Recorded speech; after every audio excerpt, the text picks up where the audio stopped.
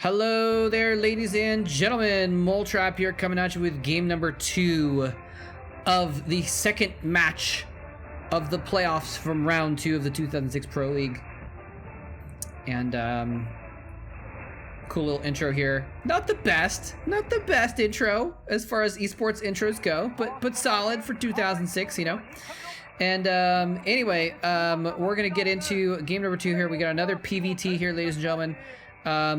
This map is actually a little bit Terran favored. I saw the stats earlier. I didn't want to go back and show it, but it said the stats of the pregame thing where I was skipping through to get to the game. It's just 9-6, so not a huge advantage for Terran as far as the stats go. But anyway, we'll see how this goes. We got Sea versus Backho coming up here, ladies and gentlemen. It's going to be a fun one, I think. And this is going to be the map Blitz, by the way. As we see the countdown here. That's right, this is, I keep saying Hwaseong Oz. This is Laycaf Oz was their previous name. So Oz was called Laycaf for many years, and they switched to Hwaseong in 2008 or 9 or something like that. Anyway, so this is going to be the map Blitz. There's SeaShield on your screen right there. It's this big map. Well, I guess it's just big because the graphic is big. It's not necessarily a bigger map than usual or anything like that. But it's a wide map, I guess, and it has these sort of lanes. You got your spawn on the left and the right, and then your expansions are kind of going down the sides, and then you've got these lanes. You've got this middle lane where there's minerals in the middle that can be mined out to make a pretty fast route there. Oh, we're getting cheering. We gotta show the cheerful. Nice. Cheering for SeaShield. And then kind of in the middle there's a lane there as well, and the bottom there's a lane. So there's different ways to get back and forth across from your side of the map to the other side of the map. It's a very interesting map, so we'll see how it plays out here. As I said, it's a little bit Terran favored as far as the stats go.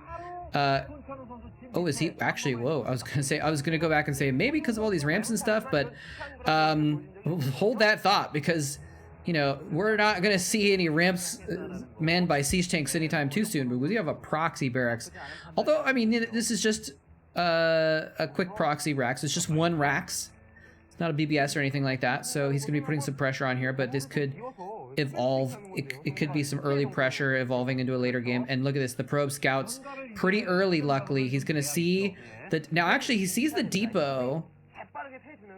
He might not know that the Rax is hidden yet, though. He might be good enough. Backho might be good enough to like kind of count the SCVs and be like, wait a second, something smells fishy here. Because, you know, in a normal build, you build your depot before your barracks anyways, right? So it's not necessarily shocking to not see that. But yeah, he smells something fishy, and he's, in fact, discovered the fish. And the fish is the barracks, and we do have Marines popping out already. And so the response put down a second gateway. He's going to be trying to prepare against this. Any plans that he had have been thrown out the window, and he's drawing up new plans as we speak and as he plays. First Marine is going to be coming up the ramp here. It's a very, very short distance to get up there from the barracks to the base here, and he doesn't have anything yet, just probes. He's pulling probes. He's kind of threatening to pull probes. A little bit of a dance back and forth. Second Marine joining in as well. The third Marine is going to be close at hand after that one. But the first Zealot's going to be popping out in just a few seconds here, and that's going to shut this down probably. It's going to depend on Micro, but it's not like he brought a bunch of SCVs and he's going to build a bunker or anything like that. It's just putting this pressure on, but he's not, if he pulled SCVs to block and like stand on the ramp maybe, to shoot up at the Zealots behind the SCVs, could have been a push, but that would be pretty all in, given the fact that he already kind of sacrificed some economy to go for that early pressure. So now C is actually in a little bit of trouble himself, because the counterattack by the Zealots could be hard to deal with, because his barracks is so far away. It's not part of a blockade at his own ramp. So these Zealots are going to be able to go through this middle lane on the map and go for a little bit of a counterattack. And you can see he actually ran his Marines preemptively. He's going to try and get as many Marines back in his base as quickly as possible in order to defend this. Let's see, actually, and then going for the factory as well. Yeah, so he didn't actually end up sacrificing too much of an economy. It was just kind of like a little bit of a cheeky rush. He forced a second gateway, an earlier zealots. It's going to slow down any tech or expansion thoughts that Backho had. So it's just, you know, I often think about this kind of thing. I think about the counterplay in StarCraft. Oh, that's kind of cute. Putting the pylon in the gap so that he can't actually put a depot or anything in the gap himself. And hold on, what's going on with my VOD? I'm actually going to try and skip back for a second because I don't know if that was a skip on my computer or if it was a problem with the VOD. So let's go back here for a second and see if we can catch this coming up the ramp, because it's an important moment here. But this is a really cool idea to block the spot where he would put his own building to block the zealots, so he can actually just cancel that pylon when he actually goes up the ramp. It's a really clutch move. Let's see if it lags again, then it's a problem with the VOD, and my apologies if that's the case. He's trying to power down that pylon, and it is just an issue with the VOD. Apologies, ladies and gentlemen. But anyway, we do see that the zealots blink up the ramp and get up next to the Marines, but there's actually, he just pulls SCVs. He can't put a building there, so instead he just pulls SCVs. I wonder where his barracks is. I can't. Did he float his barracks? Okay, he just floated his barracks into the main. That's right. That's why I couldn't see it anywhere else on the map. Just to go a little scouting there, and it's a really smart move. Get that barracks in there, fly in there, and you can see what kind of tech is being used as a follow-up, or if it's being expansion follow-up. He's actually gonna land the barracks too. I'm not sure why. Just to be obnoxious, I guess. It doesn't block any of the gateway units, so from getting out or anything like that. Anyway, but yeah, clutch pull by SeaShield to get SCVs in the way of those Marines. Now, we only see a few Marines still. It looks like he stopped Marine production, so he could get in here and do some damage. Again, the SCV pull is good, and the Zealots are actually running behind the mirror line. Marines actually going a little bit of the wrong direction, not targeting the Zealots for a moment here. Oh, they may have been trying to go over to make sure they were protecting the tank because it was about to pop out. That was crucial. If the Zealots had been able to get on top of the tank, that would have been really bad, but instead the tank is going to be able to do the DPS per second to take out the Zealots pretty quickly. The barracks is not going to get any more scouting information. Oh, is it going to burn? It's probably going to burn down. There's no SCVs nearby. And that's crucial. That I don't think we've seen what Backho is planning on doing. And now that the barracks has been forcibly removed from the base, he can show his tech to us. And we see the robotics support bait going down. So we're going to be seeing a very similar game to last game, I guess, is how it's going to progress in terms of... we're just seeing the factory up, and we're going to see some factory units coming out here, and we're going to see turrets going up as well to block the drop. So I say it's similar to last game, but it's similar to almost any Protoss versus Terran games, where you have this back and forth where if they go for Reavers, they try and stop it with the turrets, and it's going to be about trying to set up a turret the line around your base. Sorry, I just can't words today apparently. He's going to try and set up turrets that are not spending too much money. He's trying to spend the middle amount of money to put up a perimeter. That's the word I was trying to look for. A perimeter of turrets that's going to keep the shuttle out. Now look at this. He's actually going to run a Marine. He actually literally just ran a Marine right into his base. What? It wasn't even a beefy SCV. It was just a Marine. Just ran a Marine inside of his base. And so now he has to do damage with this Reaver. He has to do damage with this Reaver. And it's going to be hard to do that because now he's scouted it. He was preparing for it already because he got the turrets up. But I wouldn't be surprised to see more turrets going up. The tanks are nicely spaced out so they can't be hit by multiple scarabs, and they're each covering each other with covering fire. Here he comes in. He's actually running Zealots in along with the shuttle though, and the Reaver gets down there, but the shuttle goes down immediately to the turret fire. The Reaver gets taken out, and now it's just ground versus ground forces. The Dragoons coming onto the bottom are really effective against the tank on the ground, but there's too many tanks in the background. So he's only able to take out 2 tanks. He loses the shuttle, Reaver, and Zealots, and a Dragoon maybe in the process. Actually, maybe he didn't lose a Dragoon, but I think it was 3 Zealots. So an okay trade actually. You know, if you think about the amount of gas involved in a Reaver versus 2 tanks, but not optimal situation there. That turret was just a really nice spot, and he just couldn't quite kill it fast enough. I think he did kill the turret eventually, but Stargate, one of my favorite shows, by the way. Stargate going down, interesting. And has he already scouted this? Is that why we're seeing? I mean, the double armory makes sense anyway to get your upgrades going, but it's just kind of like a coincidence that we're seeing. Oh, he's gonna get some Stargate units. You're gonna need Goliaths against that, but and so, luckily, Backho did expand behind this. One of the reasons why I was starting to say that he really needed to get damage done was because I didn't see that he was expanding. I thought he was just going for 1 base, but he must have just, as soon as that shuttle flew out, he must have, excuse me, he must have put down the Nexus basically right after that and gone in with that attack, basically. So... anyway, so they're kind of on even footing here. I do feel like C has a little bit of an advantage here, though. He's got 2 armories, and neither of them are spinning, unless they are just spinning in such a way that we cannot see the animation because the VOD quality is so bad. He's got 2 spinning machine shops, though. So that's cool. Probably mines and speed for his vultures because he's going to want to get those out on the map. He's got a significant tank. Let's see if we can see how many tanks he's got here. 4? It's actually not that significant. But he's looking to position himself in the middle of the map to try and take control of that 3rd base is what it's looking like. He does have additional factories up now as well. So yeah, he's just positioning the middle.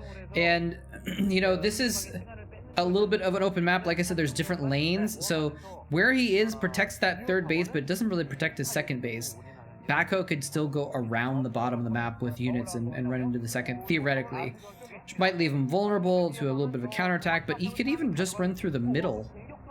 Let me see if I can show you guys. If he could even just run through the middle here, and I don't think he would get hit much by those tanks, and still be able to get in an attack there. So a little bit of a risky position here for SeaShield, but you know, it looks like he's going to be able to pull it off. Now, of course, oh, there's a scan. He sees the 2 Stargates producing carriers. I was just going to say, I don't know if he knows about the carriers yet, but I was assuming that he did, and that might have been why he's taking this, is because he's kind of like, okay, well, if he's spending all this money on that, then he's definitely not going to have the forces to attack me if he's spending all this money on tech and what have you. But I get, because of that scan, he must have not known until just then that there were carriers coming out. They are in a little bit of a sneaky position, kind of off to the left of his main base. So now he's going to start mining out the middle here and getting some more turrets up in that location as well. Interestingly, we do have Backho actually making a Nexus at that location, and that might be why we're seeing him mine out the middle here, because it's just going to make a really even, especially if he just only opens up 1 spot in the minerals, which he's not doing that. He's mining out a lot of minerals, actually. But either way, opening that up means it's going to be a really easy access point for vultures to get in there and attack that 3rd. And it's a really easy route for tanks to go in there as well. I was thinking you might want to leave some of the minerals up, because then you're actually protecting those tanks with the minerals from the counterattack by zealots or what have you. But yeah, it's just a really easy spot to kill that Protoss base, basically. I don't know how else to say it. Now, he's actually, the carriers are out here. He's got 2 out. He's gonna have 4 in a moment, or in a little bit. And, you know, obviously he's gonna have to build the interceptors as well. But yeah, see, look at this. If he kept those minerals there, minerals cannot be killed. So he could just theoretically use those as a shield. He may be like mining them out part way, and then he's gonna leave some of them. I don't know, we'll see. But anyway, the carriers are out though, and the Goliaths are in sufficient number to deal with this, I think, for the moment, especially with these turrets coming up here as well. Nice little defense. Yeah, this is just such a beautiful little choke point for SeaShield to just sit there, and now he can move through, and you can move some of his forces through and kind of take control of the area with that Nexus. And if an attack does come in here, he could just have most of his forces back behind there and not be at too much risk. And then the second line of forces behind the front line will be really, really easy to protect. But Air forces are even more mobile than things like Goliaths and Vultures, theoretically speaking at least. Obviously they're slower, but they can move around these ridges and they don't care about choke points at all. So it looks like he's trying to position his carriers around the bottom. The Goliaths trying to give a little bit of chase, but the Goliaths kind of have two hats to wear here. They've got two roles to play. One of them is trying to go after the carriers, and the other is to kind of be ground forces near the tanks to protect the tanks from incoming zealots and what have you. So they can't go too far chasing the carriers because they kind of want to stay nearby and make sure they're protecting those tanks. The Nexus has gone down, and it looks like C's plan here is just to keep slow pushing through this middle of the map and just go for the kill, because it is like he is already like a screen, like 2 screens away from that natural expansion. The bases are so close, it's just such a short distance going through the middle once you've mined it out, that SeaShield has a direct route to his base now, and it's just not a great spot. And here we see he's pushing in here. We're kind of seeing why this might be a Terran favored map, because of the easy positioning now. He is actually going with the carriers. The Goliaths in the back a little bit are going to let the carriers take some free shots, but now they're coming in, taking out interceptors. The tanks are doing significant damage, absolutely obliterating the defenseless Dragoons. Guess what? Zealots can soak up damage from tanks, but interceptors cannot. And so the Dragoons just going in there, trying to do damage while the Goliaths were distracted, instead just take a lot of damage themselves from the tanks. And now 4GG could take control of the high ground and the ramp right outside of his natural expansion. I don't know how... did I just say 4GG? Because I was thinking about the last game. I'm so sorry, guys. I'm having a senior moment day, I guess, today. But C is now taking control of the high ground outside Backho's natural expansion, and I don't know if there's anything that Backho can do to push back against this. I mean, like, how do you move in? He already kind of had his attempt. The high ground area where it was more open after his Nexus died was the best spot to do that, and instead, you know, he kind of missed this opportunity. I wonder if it would have been better for him to take the bottom right base, for Backho to take bottom right, because then C has to go way far out of his way down there to the bottom right to actually attack, and instead he would have a third base mining right now if this push happened, or if the push happened to the bottom of the map, then he wouldn't be in so close of danger to his natural. So I'm a little bit confused by that decision to make his third base in the middle of the map there, right next to the Terran. But and well, yeah, it's not gonna work out for him. He still has these carriers up, and you know, sometimes you never want to say never. You never want to say die when you've got several carriers. If you can sometimes get up to 8-10 carriers, and you can somehow take out their Goliaths enough. You know, sometimes carriers can win you the game because they're just so strong, but when your natural expansion is being shelled, you got a GG.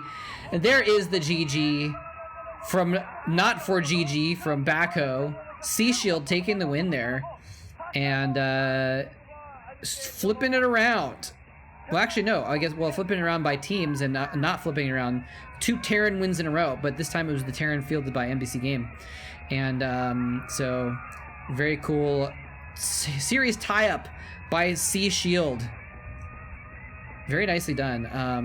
Very, and that's going to put the stats to 10-6 now for this map, as far as the Terran versus Protoss goes as well.